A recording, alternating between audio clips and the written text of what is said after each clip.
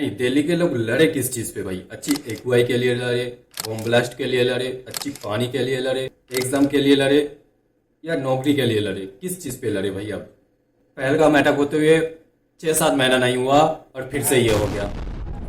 नहीं, लोगों को अब डर लगने लगा है कि कहीं भीड़ भाट्टे में जाओ तो कुछ ऐसी सीन ना हो जाए।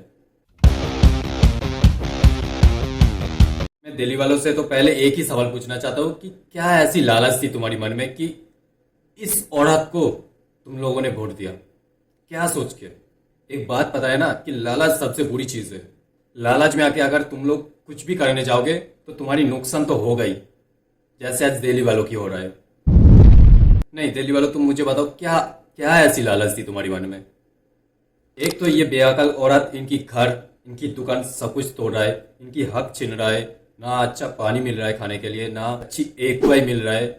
एक्यूआई कैसे कम करना है इस बारे में ना सोच के लोगों को कैसे बेवकूफ बनाना है उसके बारे में सोच रहा है। उसके लिए क्या कर रहा है? एक्यूआई मॉनिटर है, उसके पास पानी छिड़क रहा है ताकि लोगों को दिखा सके, देखो हमारी एक्यूआई तो ठीक है। मतलब क्या सोच के तुम लोगों ने वोट दिया था भाई? और सबसे बुरी बात मुझे ये लगी, शायद सबको पता चल गया कि 10 तारीख करीब शाम के 7-8 बजे के टाइम दिल्ली की लाल किला के पास एक बम ब्लास्ट होता है। 10 से 12 लोग मारा जाता है, कुछ लोग घायल भी होता है। और दुख की बात क्या है पता है? जो वहाँ पे एक हॉस्पिटल था उसके पास में, वो लोगों को एम्बुलेंस तक भी प्रोवाइड नहीं कर रहा था। लोगों को ये बोल रहा है कि तुम लोग खुद एम्बुलेंस लेके आओ। क्या बोल रहे हैं कि एम्बुलेंस नहीं मिलेगी, हमें एम्बुलेंस बाहर से करिए, ये कह रहे हैं। खुद से लेके आइए? आप खुद से लेके आइए। मतलब शर्म नाम की कोई चीज है कि नहीं? मतलब कितनी घटिया लोग रहते हैं भाई दिल्ली में, कितनी घटिया कानून व्यवस्था, कितनी घटिया सीएम है उसकी। तो आप बोल रहे हैं कि एम्बुलेंस भी नहीं दे रहे हो? एम्बुलेंस को मना कर रहे हैं क्या बोल रहे हैं? कि एम्बुलेंस नहीं मिलेगी, हमें एम्बुलेंस बाहर से करिए, ये कह रहे हैं। खुद से लेके आइए? आप खुद से लेके आइए। क्यों? और जो एक्सपायर हुए हैं वो गरीब घर से बिलोंग करते हैं, बिल्कुल। बड़ा भाई थोड़ा वो दिमाग से मेंटेलिटी है। तो आप लोग खुद से कहाँ से लाएंगे बताओ एम्बुलेंस? सही। बोल रहे हैं खुद से लाने के लिए?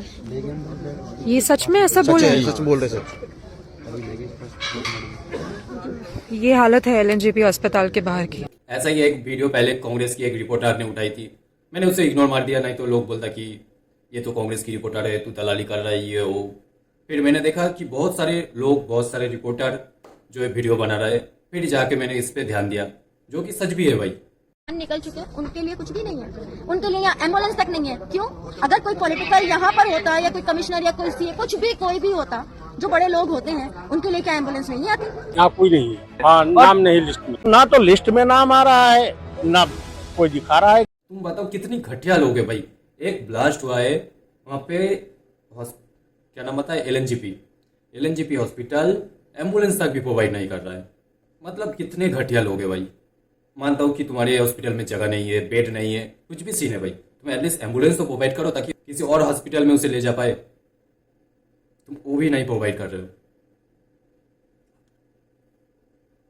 मतलब ऐसी एक सिचुएशन जहां पे लोगों की बॉडी पार्ट्स अलग अलग जगह बिछड़ी हुई है, लोग गाड़ी से खून से लिपटी हुई निकल रहा है। मैं कुछ फोटोज और वीडियोस डाल रहा हूँ, मुझे फोटोज और वीडियोस ब्लर करना पड़ा, नहीं तो यूट्यूब मुझे वायलेंस और हार्मफुल कंटेंट में डाल देगा, सो मुझे ब्लर करना पड़ा। मतलब तुम बताओ ऐसी सिचुएशन में जो वहां की हॉस्पिटल है एम्बुलेंस प्रोवाइड नहीं कर रहा है। हिपोक्रेसी की भी सीमा होती है। इस वीडियो की पहली पर्पस मेरी ये था, ये वीडियो बनाने की मेरी दूसरी पर्पस ये है कि सिर्फ लिस्ट में नाम आए कि 12-13 लोग मारा गया है, बट वहां की पब्लिक ये बता रहा है कि बहुत लोगों की नाम ऐसी है जो लिस्ट पे नहीं ली गई है। ना तो लिस्ट में नाम आ रहा है, ना कोई दिखा रहा है कि हमने मौतें देखी, लेकिन इस बार जो दिखा वो कुछ और था। लोग मरे पर सरकार की नजरों में नहीं मरे। मतलब कुछ लोगों की डेड बॉडी को काउंट ही नहीं किया गया है। ये पहले भी हुआ है भाई, पहलगाम पर भी जितने लोग मारे गए थे उतने लोगों की नाम नहीं बोली गई थी, कम करके बोली गई थी। फिर जब बात फैली, फिर लोगों को पता चला कि नहीं, सरकार ने हम लोगों को झूठ बोला है। दूसरी, अहमदाबाद जो प्लेन क्रैश हुआ वहां पर भी सरकार ने झूठ बोला था, कुछ शायद 150-200 लोग मरे ऐसा बोला था, बट जो सच निकल के आई थी शायद 250 ऐसे कुछ लोग मरे थे। एग्जैक्टली मेरे को याद नहीं है, बट ऐसा ही कुछ बोला था, जितने लोग मरे थे उसकी कम करके बोला था। वैसे ही तो इन लोगों ने चोरी करके, झूठ बोल के सरकार बनाई है। जितना झूठ बोलेगा, जितना कम लोग मरेगा, उतना ही कम जवाब देना पड़ेगा लोगों के पास। झूठ बोलो, बार बार झूठ बोलो, जो भी बोल सकते हैं सब झूठ बोलो। चोरी से बनी हुई सरकार, और इससे अलावा और क्या ही कर सकता है भाई। ये लोग कौन सी अटैक में सही से जवाब दिया है भाई? ना पठानकोट हमले में जवाब दिया है, ना उड़ी हमले में जवाब दिया है, ना अमरनाथ यात्रा हमले में जवाब दिया है, ना पुलवामा हमले में जवाब दिया है, ना पहलगाम हमले में जवाब दिया है। सिर्फ मरे हुए लोगों के नाम पे वोट मांगा गया है बस। पुलवामा में जो वीर शहीद हुए, उन वीर शहीदों के नाम आपका वोट समर्पित हो सकता है क्या? इसके अलावा इन लोगों ने सिर्फ हिंदू मुस्लिम, इंडिया पाकिस्तान यही बोला है भाई। शायद मेरी बात कुछ लोगों को बुरा लग सकती है, बट तुम एक बार सोच के देखो किस चीज पे इन लोगों ने पब्लिक को बताया कि ये कैसे हुआ, कहां से आया, कैसे आया, कहां पे हमारी देश की सिक्योरिटी सिस्टम की गलती थी जिस वजह से ये लोग देश के अंदर घुस पाया। सभी लोगों को ये चीज बताया है, सिर्फ हिंदू मुस्लिम, इंडिया पाकिस्तान और मरने वालों के नाम पे वोट मांगा गया है। पुलवामा में जो वीर शहीद हुए, उन वीर शहीदों के नाम आपका वोट समर्पित हो सकता है क्या? लोग सोचते हैं कि हमारी नेता के बारे में उल्टा सीधा बोल रहा है। अगर भाई तुम ऐसी केसेस में मरोगे ना तो तुम्हारी नेता ऊपर से तुम्हें बुलाने नहीं आएगा। कुछ सीखो इससे, बहन के लोड़ो। मतलब थोड़ी दिमाग से सोचो और इन चोर नेताओं की 2014 की भाषण सुन लो एक बार। ये जो आतंकवादी है, ये नक्सलवादी है, उनके पास शस्त्र और बारूद कहां से आता है? वो तो विदेश की धरती से आता है। और सीमाएं संपूर्ण रूप से आपके कब्जे में है, सीमा सुरक्षा बल आपके कब्जे में है। जो आपके कब्जे में है उसको तो संभालो, और जो विदेश से बारूद आता है, शस्त्र आते हैं, आतंकवादियों के पास पहुंच जाते हैं, उसको तो रोको। जवाब नहीं है।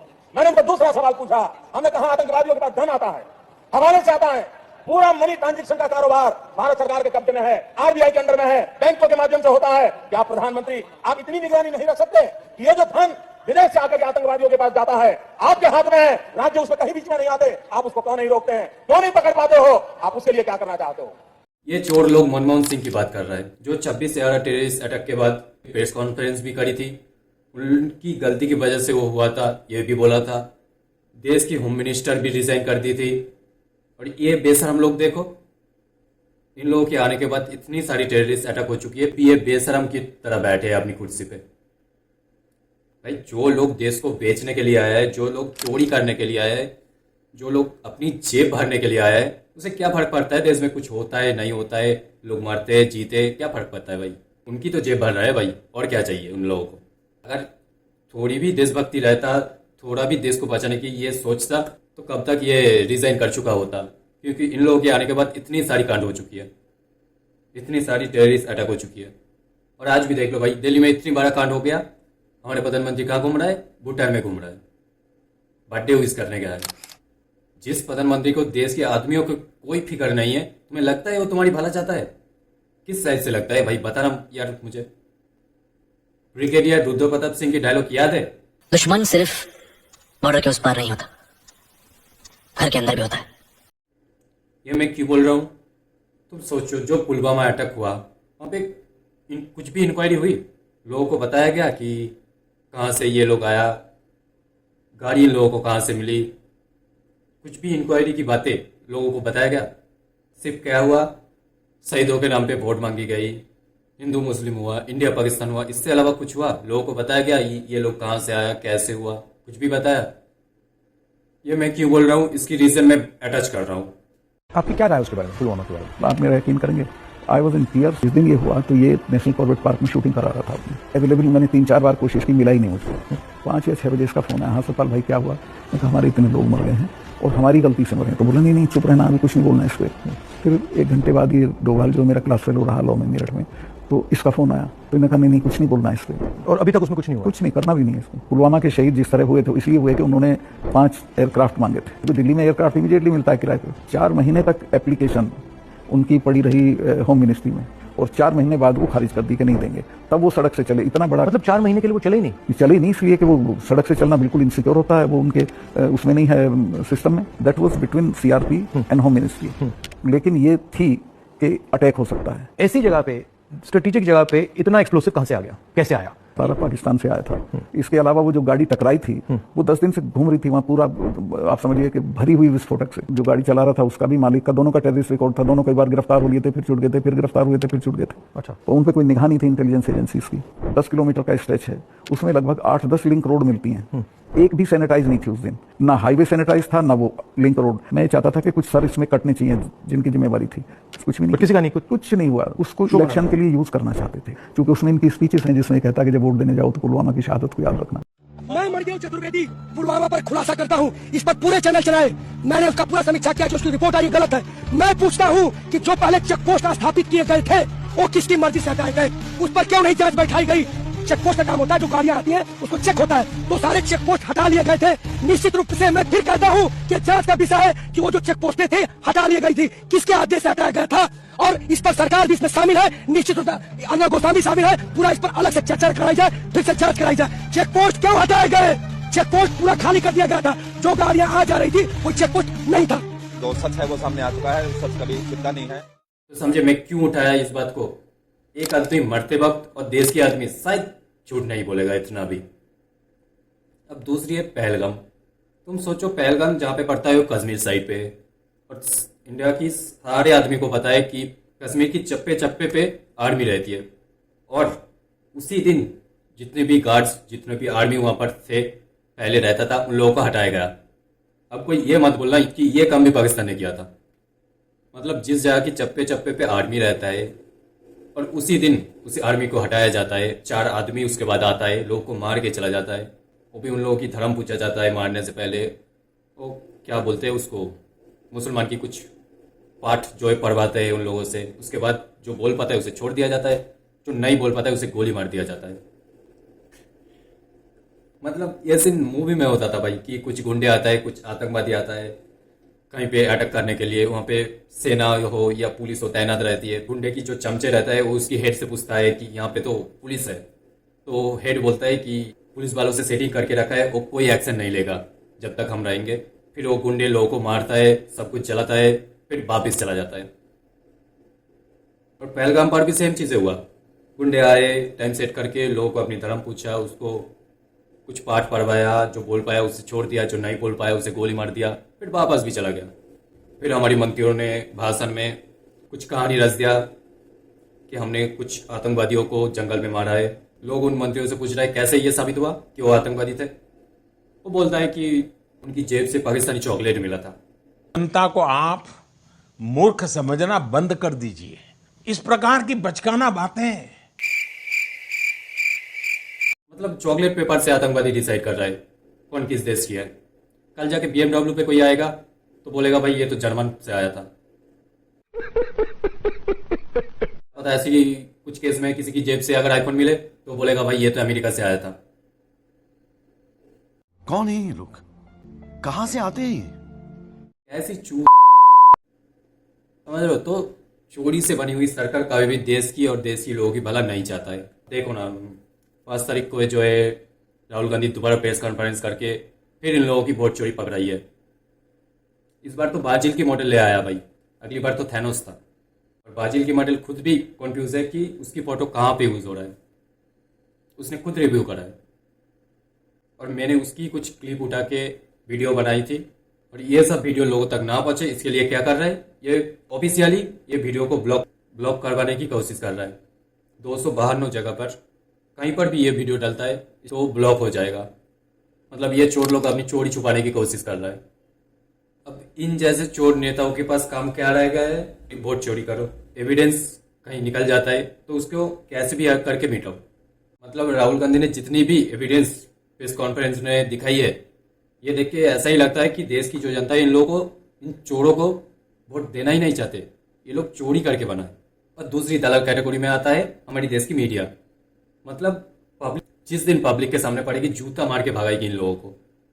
नेताओं की जूता चढ़ने वाली मीडिया पहले दिन से ही हिंदू मुस्लिम इंडिया पाकिस्तान कर रहा था।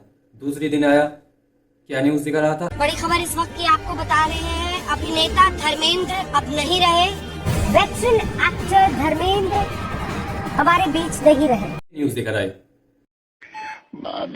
तुम्हारी बहन की चोट, मैं तुम्हारी बहन छोड़ूंगा, तुम्हारी गांड मार दूंगा। और शॉकिंग बात यह है कि वो अभी तक मरा भी नहीं। उनकी फैमिली ने खुद ट्वीट करके बताया कि वो धीरे धीरे ठीक हो रहा है। पता नहीं इन बेवकूफ़ दलाल मीडिया को ये बात कहाँ से मिली, सारी जगहों पे ये न्यूज़ चलवा दी। आज के टाइम पे अगर ये सारे दलाल मीडिया की बात कोई सुनता है तो वो सबसे ज़्यादा बेवकूफ़ बंदा है।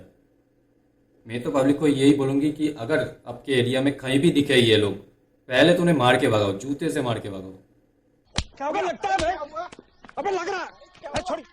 मोदी और मोदी की वोटर कितना झूठा है वो इसकी वोटर ने ही साबित कर दिया। ये देखो। आई होप सब कुछ कंट्रोल में है रॉय। सर हम इस वक्त भारत के सबसे सुरक्षित जगह पर खड़े हैं। ये मोदी की सरकार है। मोदी की सरकार में हर डिपार्टमेंट को ये दे दिया गया है, अलर्ट कर दिया गया है कि अब इस तरह का कोई घटना नहीं होगा। कोई भी अगर आता है बम फोड़ने के लिए तो वहीं बॉर्डर पर ही उसको खलास कर दिया जाता है।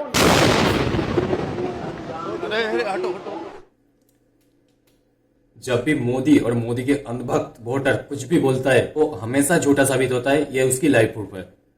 जैसे ही उस आदमी ने मोदी की तारीफ करके वो बात बोली वैसे ही ब्लास्ट हुआ। मतलब आप समझ जाओ कि ऊपर वाले भी चाहता है ये मोदी और मोदी की अंधभक्त वोटर कितनी झूठा है उन लोगों को दिखे। यही चाहता है शायद ऊपर वाले। बाकी मैं वीडियो यहीं पे खत्म करता हूँ, बट एंड पे मैं यही बोलूंगी कि दिल्ली की ब्लास्ट के कारण क्या है ये न्यूज़ देख के पता मत लगाओ, नहीं तो आपको जो खबरें मिलेगी वो हमेशा झूठा ही होगा। और जो भी रीज़न पता चलता है उस पर थोड़ा ध्यान दो, क्यों हुआ, किस लिए हुआ, क्या रीज़न था। नहीं तो आज जो दिल्ली वालों की हालत है ऐसा ही चलता रहा तो और भी हालत बिगड़ती जाएगी।